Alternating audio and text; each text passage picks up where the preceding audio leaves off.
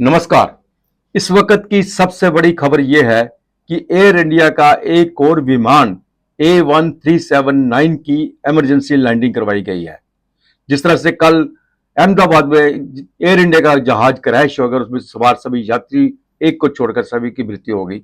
आज फिर air India का एक जहाज जो है, जो फुकरे से दिल्ली आ रहा था, उसकी इमरजेंसी थाईलैंड एयरपोर्ट में करवाई गई है। A1379 उसके में 156 यात्री सवार थे।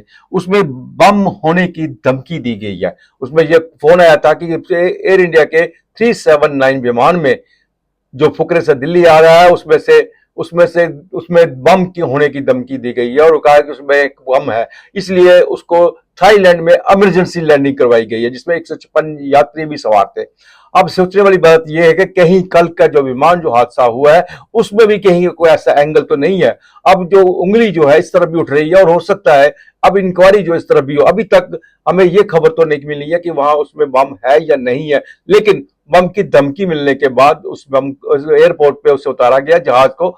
एयर इंडिया का जहाज A1379 जो है उसे थाईलैंड एयरपोर्ट में उतार दिया गया है और जांच शुरू कर दी गई है। लेकिन सोचने वाली ये बात यह है कि कल से जब हम सारा दिन इसी खबरों को चलाते रहे, अहमदाबाद की बात करते रहे, वहां पे सभी यात्री, जिसमें एक किस्मत वाला था जब बच गया, बाकी सभी यात्री मारे गए।